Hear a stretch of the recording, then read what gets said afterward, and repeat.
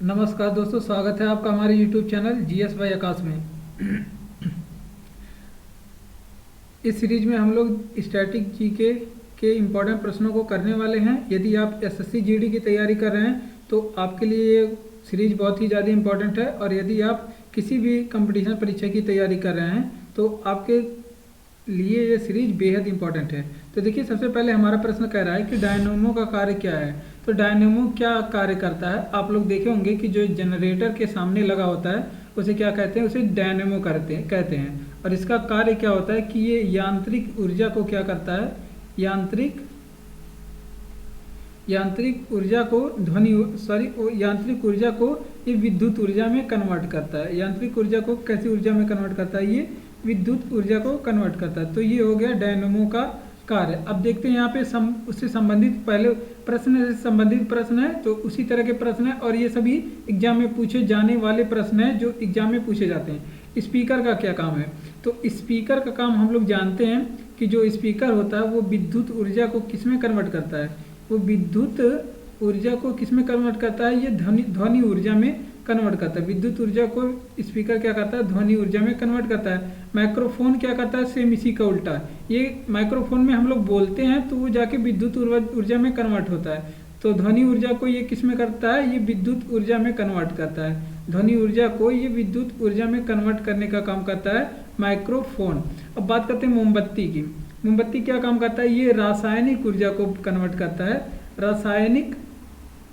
ये रासायनिक ऊर्जा को बदलता है किसमें, रासायनिक ऊर्जा को बदलता है ये प्रकाश ऊर्जा में। प्रकाश ऊर्जा में और साथ में ही क्या मिलता है, थोड़ा सा उष्मा भी इससे मिलता है। तो ये आप लोग ध्यान रखेंगे, ये विद्युत ऊर्जा को प्रकाश ऊर्जा और उष्मा में बदलता है। रासायनिक ऊर्जा को प्रकाश ऊर्जा और उष्मा ऊर्जा में बदलता है। अब विद्युत बल्ब क्या काम करता है, इसका भी काम है कि ये जो आपके विद्युत ऊर्जा होता है, विद्युत ऊर्जा को क्या करता है, ये प्रकाश और उष्मा में, प्रकाश ऊर्जा और फिर उष्मा में कन्वर्ट करता है। प्रकाश ऊर्जा और फिर उष्मा में ये कन्वर्ट करने का काम करता है, उष्मा ऊर्जा में कन्वर्ट करने का काम करता है। कौन, विद्युत बल्ब। और सितार का काम क्या है, तो यहाँ पे हम लोग यांत्रिक उस पर कार्य करते हैं, यानी कि यांत्रिक ऊर्जा खर्च करते हैं आप लोग, तो उसमें क्या करता है, ये ध्वनि ऊर्जा में बदलता है। सितार को हम लोग बजाते हैं, यानी कि उस पर क्रिया करते हैं, तार पे या पे घर्षण करते हैं तो हमें क्या मिलती है, ध्वनि मिलती है। तो इस वजह से ये यांत्रिक ऊर्जा को ध्वनि ऊर्जा में ये क्या करेगा, बदलेगा। ठीक। अब बात करते हैं सोलर सेल को। तो ये क्या करता है, सोलर सेल हम लोग धूप में रखते हैं तो ये सौर ऊर्जा को किसमें बदलता है, ये सौर ऊर्जा को कन्वर्ट करता है किसमें, विद्युत ऊर्जा में। तो हम लोग बल्ब वगैरह जलाते हैं, पंखा वगैरह चलाते हैं इससे। और लाउड स्पीकर की बात करें तो इसका काम क्या है, तो ये लाउड स्पीकर क्या काम करता है, ये विद्युत ऊर्जा को, लाउड स्पीकर या फिर स्पीकर तो दोनों सेम ही है। तो ये विद्युत ऊर्जा को क्या करता है, विद्युत ऊर्जा को किसमें कन्वर्ट करता है, ध्वनि ऊर्जा में कन्वर्ट करता है। तो ये सारी चीजें आप लोग ध्यान रखेंगे। ठीक। बढ़ते हैं अपने अगले प्रश्न की ओर। अगला प्रश्न है हमारा, वृद्धा अवस्था का अध्ययन विज्ञान की किस शाखा के अंतर्गत किया जाता है। ये इंपॉर्टेंट प्रश्न है और ये पूछा गया प्रश्न है। तो वृद्धा अवस्था का अध्ययन हम सभी जानते हैं, तो ये जीरेंटोलॉजी में किया जाता है। जीरेंटोलॉजी में वृद्धा अवस्था का अध्ययन किया जाता है। अब यहाँ पे जो भी जितने भी अध्ययन होते हैं, जो भी शाखाएं विज्ञान की, उससे संबंधित यहाँ पे प्रश्न लिखे गए हैं। देखिए, आनुवांशिकता या फिर गुणसूत्र का अध्ययन किस में करते हैं, तो ये जेनेटिक्स में करते हैं। जेनेटिक्स में करते हैं आनुवांशिकता और फिर आनुवांशिकता और गुणसूत्र का अध्ययन। पक्षियों का अध्ययन किसमें करते हैं, ऑर्निथोलॉजी में किसका अध्ययन करते हैं, पक्षियों का अध्ययन करते हैं। ऑर्निथोलॉजी में पक्षियों का अध्ययन करते हैं। एपिडेमियोलॉजी में किसका अध्ययन करते हैं, तो महामारी रोगों का अध्ययन करते हैं। एपिडेमियोलॉजी में। ठीक, इसे आप लोग ध्यान रखेंगे। ऊतकों का अध्ययन किस में करते हैं, तो आप लोग ध्यान रखेंगे, हिस्टोलॉजी में किसका अध्ययन करते हैं, ऊतकों का अध्ययन करते हैं। फलों का अध्ययन किस में करते हैं, पोमोलॉजी में फलों का अध्ययन करते हैं। ठीक। आगे बात करते हैं, विषाणुओं का अध्ययन किस में करते हैं, तो वायरोलॉजी में विषाणुओं का अध्ययन करते हैं। वायरोलॉजी में किसका अध्ययन करते हैं, विषाणुओं का। अस्थियों का अध्ययन किस में करते हैं, ऑस्टियोलॉजी में अस्थियों का अध्ययन करते हैं। बात करें शैवालों का अध्ययन, तो इसका अध्ययन करते हैं फाइकोलॉजी में। फाइकोलॉजी में सवालों का अध्ययन करते हैं। आपसे पूछे कि कवकों का अध्ययन किस में करते हैं, कवकों का अध्ययन, तो आप लोग बताएंगे कि माइकोलॉजी में कवकों का अध्ययन किया जाता है। ठीक, इन सारी चीज़ों को आप लोग ध्यान रखेंगे। बढ़ते हैं अपने अगले प्रश्न की ओर। अगला प्रश्न हमारा तीसरा नंबर है, कह रहा है गैलेना किसका अयस्क है। तो हम सभी जानते हैं कि गैलेना किसका अयस्क है, ये शीशे का अयस्क है गैलेना। हेमेटाइट किसका अयस्क है, ये लोहे का अयस्क है, लोहे का, या फिर आप कहेंगे कि ये आयरन का क्या है, अयस्क है। ठीक, बात करें अर्जेंटाइट किसका अयस्क है, तो आप लोग ध्यान रखेंगे अर्जेंटाइट किसका, चांदी का अयस्क है। पिच ब्लेड किसका अयस्क है, ये रेडियम का अयस्क है, रेडियम का अयस्क है। रेडियम की खोज किसने किया था, मैडम क्यूरी ने किया था, मैडम क्यूरी ने। इसके लिए इन्हें क्या मिला था, इसके लिए इन्हें नोबेल दिया गया था, नोबेल प्राइज मिला था मैडम क्यूरी को। और सिनेबार किसका अयस्क है, ये पारे का अयस्क है। ठीक, बात करें कार्नोटाइट किसका अयस्क है, ये यूरेनियम का अयस्क है, कार्नोटाइट यूरेनियम का अयस्क है। ठीक, बात करें बॉक्साइट किसका अयस्क है, ये एल्यूमिनियम का अयस्क है। ठीक, एल्यूमिनियम का अयस्क है क्या, बॉक्साइट, प्रमुख अयस्क है एल्यूमिनियम का बॉक्साइट। तो ये सारी चीजें आप लोग ध्यान रखेंगे। अब बढ़ते हैं अगले प्रश्न की ओर। हीराकुंड परियोजना किस राज्य में तथा किस नदी पे बना है। देखिए हीराकुंड परियोजना आप लोग बताएंगे किस राज्य में और किस नदी पे बना हुआ है। भारत की सबसे बड़ी नहर परियोजना तो ये है इंदिरा गांधी नहर परियोजना। ठीक, इंदिरा गांधी नहर परियोजना कहाँ की है, ये राजस्थान की इंदिरा गांधी नहर परियोजना। तो ये आप लोग ध्यान रखेंगे। बात करें सरदार सरोवर बांध, ये नर्मदा नदी पे बना हुआ है सरदार सरोवर बांध। नर्मदा नदी का उद्गम कहाँ से होता है, अमरकंटक की पहाड़ी से होता है, अमरकंटक की पहाड़ी से होता है नर्मदा नदी का उद्गम। बात करते हैं नर्मदा नदी, तो ये सतपुड़ा और फिर विंध्य पर्वत के बीच से होके बहती है, सतपुड़ा एवं विंध्य पर्वत के बीच से होके बहती है। कौन सी नदी, आपके नर्मदा नदी। माता टीला परियोजना किस नदी पे, बेतवा नदी पे बना हुआ है। माता टीला परियोजना बेतवा नदी पे बना हुआ है। नागार्जुन बांध कृष्णा नदी पे बना हुआ है, नागार्जुन बांध कृष्णा नदी पे बना हुआ है। तुलबुल परियोजना ये आपकी किस नदी पे बना है, झेलम नदी पे बना हुआ है, झेलम नदी पे बना हुआ है तुलबुल परियोजना। ठीक, और सिंधु की सहायक नदी कौन सी है, झेलम नदी है, ये आप लोग ध्यान रखेंगे। और सिंधु जल समझौता कब हुआ था, सिंधु जल समझौता 1960 में हुआ था। कौन कराया था, विश्व बैंक कराया था। और किसके किसके बीच में हुआ था, ये भारत और पाकिस्तान के बीच में हुआ था सिंधु जल समझौता। और सिंधु की कितनी सहायक नदियां हैं, कुल 5 सहायक नदियां हैं।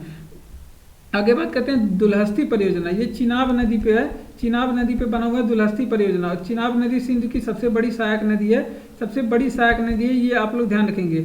आगे बात करते हैं बाण सागर परियोजना, तो ये किस पे है, बाण सागर परियोजना ये सोन नदी पे बना हुआ है, सोन नदी पे बना हुआ है। ठीक, इन सारी चीजों को आप लोग ध्यान रखेंगे। बढ़ते हैं अपने अगले प्रश्न की ओर। ग्रीनलैंड द्वीप की खोज किसने की थी। तो देखिए ग्रीनलैंड द्वीप की खोज पूछे किसने की थी, तो आप लोग बताएंगे कि रॉबर्ट पियरी ने किया था। ग्रीनलैंड की खोज रॉबर्ट पियरी ने किया था। आगे बात करते हैं केप ऑफ गुड होप, इस प्रश्न का आप लोग जवाब लिख लीजिए। हीराकुंड परियोजना उड़ीसा में है, हीराकुंड परियोजना किसमें है, उड़ीसा में, और महानदी पे बना हुआ है, महानदी पे बना हुआ है। ठीक, आगे बात करते हैं अपने अगले प्रश्न की ओर। बात करते हैं ग्रीनलैंड द्वीप की खोज किसने की थी, तो आप लोग बताएंगे रॉबर्ट पियरी ने की था। केप ऑफ गुड होप की खोज किसने की थी, तो ये बार्थोलोम्यू डियाज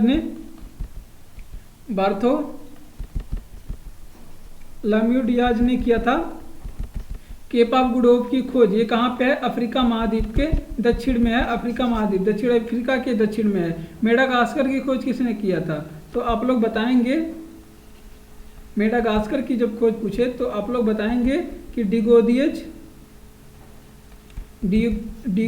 ने किया था। कब किया था, सन 1500 ईस्वी में। किसका खोज किया था, मेडागास्कर द्वीप का खोज। ये हिंद महासागर में स्थित है, हिंद महासागर में स्थित है। और ये आपकी बात करें ग्रीनलैंड किस में स्थित है, ये विश्व का सबसे बड़ा द्वीप है, विश्व का सबसे बड़ा द्वीप है क्या, ग्रीनलैंड विश्व का सबसे बड़ा द्वीप है। और 21 महासागर में स्थित है, 21 महासागर में, ये अटलांटिक महासागर में स्थित है, उत्तरी अटलांटिक में स्थित है, ये भी आप लोग ध्यान रखेंगे। हवाई द्वीप की खोज किसने की, हवाई द्वीप कहाँ पे है, अमेरिका में है हवाई द्वीप। इसकी खोज किसने किया था, जेम्स कुक ने किया था, इसकी खोज जेम्स कुक ने किया था। अमेरिका की खोज किसने किया था, तो आप लोग जानते हैं कि अमेरिका की खोज करने वाला कौन है, कोलंबस है। कब किया था, ये 1492 में किया था अमेरिका की खोज। और यहाँ के लोगों को क्या कह के पुकारा था, यहाँ के लोगों को रेड इंडियंस कह के पुकारा था, रेड इंडियंस कह के पुकारा था। बात करते हैं यूरोप और भारत के बीच समुद्री मार्ग की खोज किसने किया था, तो वास्को डिगामा ने किया था, वास्को डिगामा ने किया था। और वास्को डिगामा कब किया था, तो वास्को डिगामा कब किया था, 1498 में ये भारत आया था। वास्को डिगामा कहाँ आया था, 1498 में ये भारत आया था। और उसी बीच ये यूरोप और भारत के बीच में समुद्री मार्ग की खोज किया था। और वास्को डी गामा कहाँ का रहने वाला था? ये पुर्तगाली था। वास्को डी गामा पुर्तगाली था, ये भी आप लोग ध्यान रखेंगे। वास्को डी गामा की जो समाधि है ये कहाँ पे बनी हुई है? वास्को डी गामा की जो समाधि है कोच्चि में बनी हुई है, तो ये भी आप लोग ध्यान रखेंगे, कोच्चि में बनी हुई है। केप ऑफ गुड होप की खोज किसने किया था? तो केप ऑफ गुड होप की बार्थोलोमेव डियाज ने किया था, और ये कहाँ पे है? अफ्रीका के दक्षिण में है। आप लोग बताएंगे केप कोमेरिन जो कि भारत में है, कहाँ पे है? केप कोमेरिन, ये भारत के केप कोमेरिन ये भारत के किस राज्य में पड़ता है? तो ये आप लोग जानते हैं कि ये तमिलनाडु राज्य में पड़ता है। तमिलनाडु में, भारत के तमिलनाडु में, यहाँ पे भारत के एकदम दक्षिण में केप कोमेरिन यहाँ पे पड़ता है। ठीक, आगे बात करते हैं अगले प्रश्न की। भारत छोड़ो आंदोलन के समय इंग्लैंड के प्रधानमंत्री कौन थे? तो भारत छोड़ो आंदोलन के समय इंग्लैंड के प्रधानमंत्री सर क्लीमेंट एटली थे। सर क्लीमेंट एटली थे। ठीक, और ये किस पार्टी के थे? आप लोग बताएंगे कमेंट करके। आप अगला प्रश्न है कि भारत के गैर कांग्रेसी प्रधानमंत्री कौन थे? मोरारजी देसाई थे। मोरारजी देसाई थे गैर कांग्रेसी प्रधानमंत्री, मोरारजी देसाई थे। ठीक, ये आप लोग ध्यान रखेंगे। बात करते हैं प्रधानमंत्री की नियुक्ति कौन करता है? राष्ट्रपति करता है। प्रधानमंत्री की नियुक्ति कौन करता है? राष्ट्रपति करता है। और फिर शपथ आपसे पूछे कि शपथ कौन दिलाता है प्रधानमंत्री को? तो ये भी राष्ट्रपति ही दिलाते हैं, इसको शपथ दिलाते हैं। और जो मंत्रिमंडल होता है, केंद्रीय मंत्रिमंडल होता है, उसका प्रधान कौन होता है? उसका प्रधान प्रधानमंत्री होता है। ये आप लोग ध्यान रखेंगे। कार्यकाल कितने वर्ष का होता है? 5 वर्ष का होता है। और प्रधानमंत्री बनने के लिए आपकी आयु कितनी होनी चाहिए? 25 वर्ष होनी चाहिए। लोकसभा सदस्य बनने के लिए आयु कितनी होनी चाहिए? 25 वर्ष होनी चाहिए। राज्यसभा की आयु बनने के लिए आपकी आयु 30 वर्ष होनी चाहिए। राष्ट्रपति बनने के लिए आपकी आयु कितनी होनी चाहिए? 35 वर्ष होनी चाहिए। राज्यपाल बनने के लिए भी आयु आपकी 35 वर्ष होनी चाहिए। इन सारी चीज़ों को आप लोग ध्यान रखेंगे। त्यागपत्र देने वाले पहले प्रधानमंत्री कौन है? तो ये भी मोरारजी देसाई हैं। त्यागपत्र देने वाले मोरारजी देसाई त्यागपत्र देने वाले पहले प्रधानमंत्री हैं। भारत के पहले प्रधानमंत्री कौन थे? तो पंडित जवाहरलाल नेहरू थे। पंडित जवाहरलाल नेहरू थे भारत के पहले प्रधानमंत्री। वर्तमान समय में नरेंद्र मोदी हैं वर्तमान समय में भारत के प्रधानमंत्री। सबसे कम आयु के प्रधानमंत्री कौन थे? राजीव गांधी सबसे कम आयु के भारत के प्रधानमंत्री हैं। और फिर कार्यकाल के दौरान मृत्यु, ऐसे कौन कौन से प्रधानमंत्री हैं जिनके कार्यकाल के दौरान मृत्यु हो गई थी? ठीक, तो आप लोग बताएंगे पंडित जवाहरलाल नेहरू थे, जवाहरलाल नेहरू। और फिर इंदिरा गांधी थी, इंदिरा गांधी जिनका कार्यकाल के दौरान मृत्यु हो गई थी। और फिर एक आपके लाल बहादुर शास्त्री थे जिनकी कार्यकाल के दौरान ही मृत्यु हो गई थी। अगले प्रश्न पे हम लोग बढ़ते हैं। यहाँ पे हिस्ट्री से प्रश्न है और यहाँ पे वैदिक सभ्यता की इंपॉर्टेंट प्रश्न है। और कह रहा है कि वैदिक सभ्यता थी, तो वैदिक सभ्यता कैसी थी? तो एक ग्रामीण सभ्यता थी।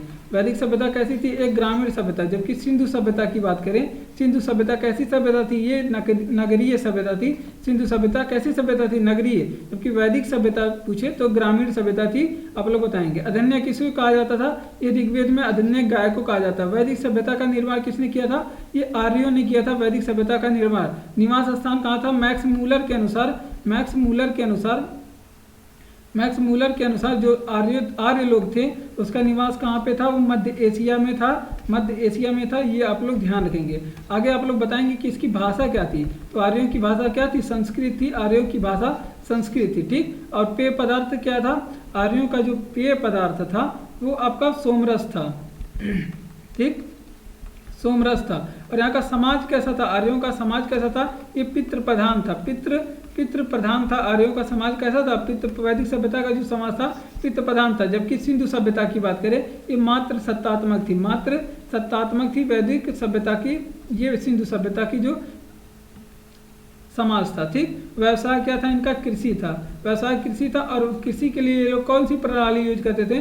तो वस्तु विनिमय प्रणाली। हम आपका वस्तु ले लें, आप हमारा वस्तु बदले में ले लीजिए, तो इस तरह का होता था। ठीक, प्रिय पशु क्या था?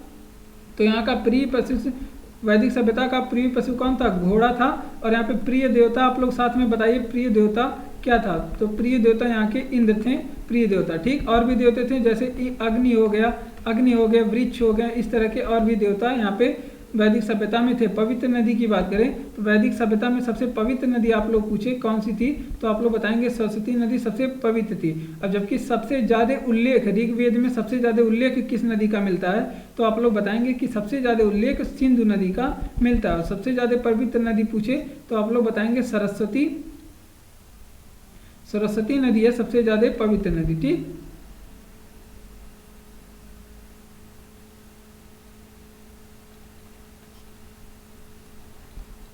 अब बढ़ते हैं अपने अगले प्रश्न की ओर। तो अगला प्रश्न हमारा, वैशाली किस महाजनपद की राजधानी थी। तो वैशाली आप लोग जानते हैं कि वज्जी की राजधानी क्या थी, वज्जी की राजधानी वैशाली थी। और वत्स महाजनपद की राजधानी क्या थी, वत्स महाजनपद की राजधानी कौशाम्बी थी, कौशाम्बी थी। इसे आप लोग ध्यान रखेंगे। वज्जी की राजधानी, वज्जी किसकी राजधानी थी, ये वैशाली की राजधानी थी वज्जी।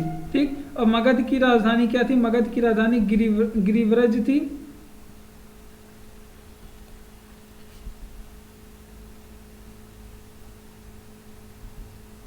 ठीक, बात करें अवंती की राजधानी क्या थी, उज्जैन थी। अवंती की राजधानी उज्जैन थी। ठीक, और राजधानी को मुर्शिदाबाद से मुंगेर किसने ट्रांसफर किया था, तो राजधानी को मुर्शिदाबाद से मुंगेर ट्रांसफर करने वाला मीर कासिम था। ठीक, मीर कासिम ने राजधानी को मुर्शिदाबाद से मुंगेर ट्रांसफर कर दिया। ये एग्जाम में पूछा जाता है। ठीक, आगे बात करें ढाका, ढाका से मुर्शिदाबाद मुर्शीद कुली ने किया था।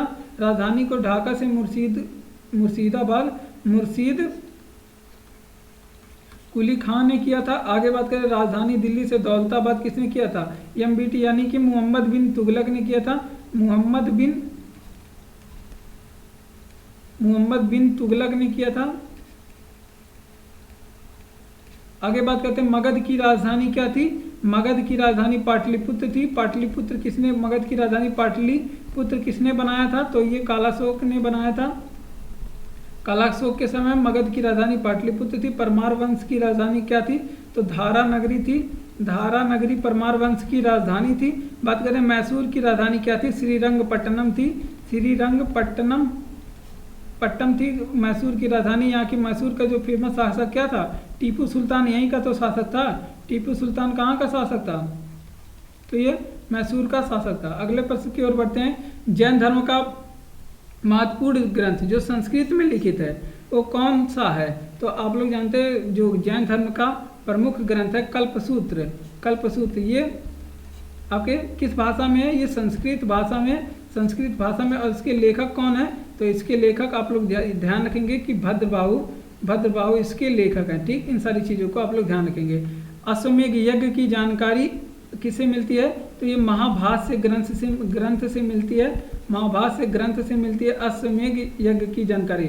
हिस्टोरिका के लेखक कौन है, हेरोडोटस हैं हिस्टोरिका के लेखक। और इन्हें क्या कहा जाता है, हेरोडोटस को ही इतिहास का पिता कहा जाता है। ये आप लोग ध्यान रखेंगे, हेरोडोटस को इतिहास का पिता। तहकीक हिंद की लेखक अलबरूनी ने किया था। तहकीक हिंद की लेखक अलबरूनी ने किया था। ठीक, बात करें महाभारत का संस्कृत अनुवाद क्या था, रजनामा है महाभारत का संस्कृत में जो अनुवाद है। गीत गोविंद के लेखक कौन है, जयदेव हैं। गीत गोविंद के लेखक। मुद्रा राक्षस के लेखक कौन है, विशाख दत्त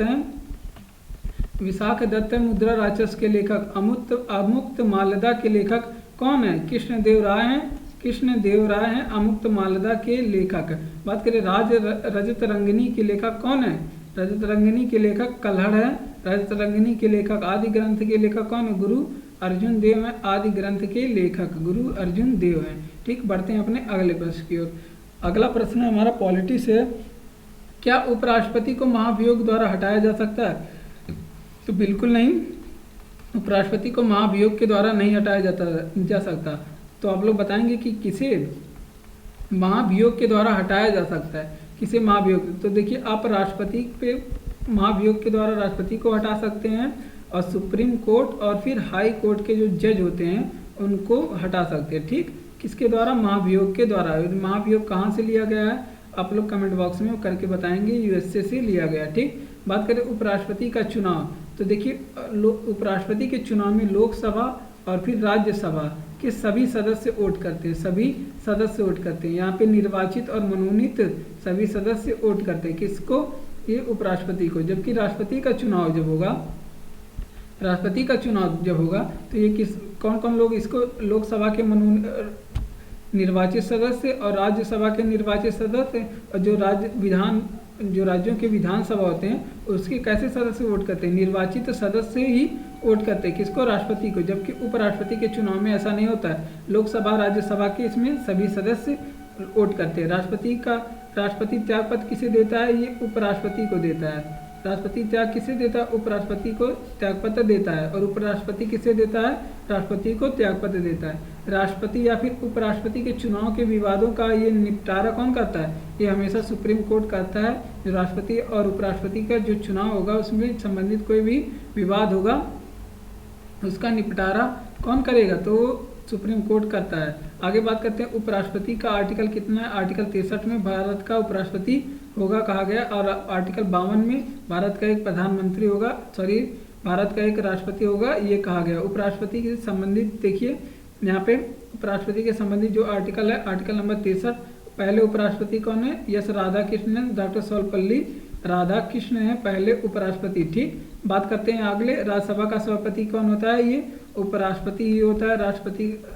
राज्यसभा का जो सभापति है उपराष्ट्रपति होता है। और उपराष्ट्रपति बनने के लिए आयु कितनी होनी चाहिए, ये 35 वर्ष होनी चाहिए उपराष्ट्रपति बनने के लिए आयु, और राष्ट्रपति बनने के लिए भी आयु 35 वर्ष ही चाहिए। और उपराष्ट्रपति जो है राज्यसभा का सभापति होता है, ये कहा गया आर्टिकल नंबर 64 में। तो इन सभी चीज़ों का ध्यान रखेंगे। तो धन्यवाद, आज के क्लास में बस इतना ही, और आपसे रिक्वेस्ट है कि आप लोग क्लास को लाइक करें, वीडियो को शेयर करें और चैनल को सब्सक्राइब करें। धन्यवाद। और इसी तरह से और भी वीडियो पाने के लिए हमारे चैनल के साथ जुड़ें और अपनी तैयारी अच्छे से करें।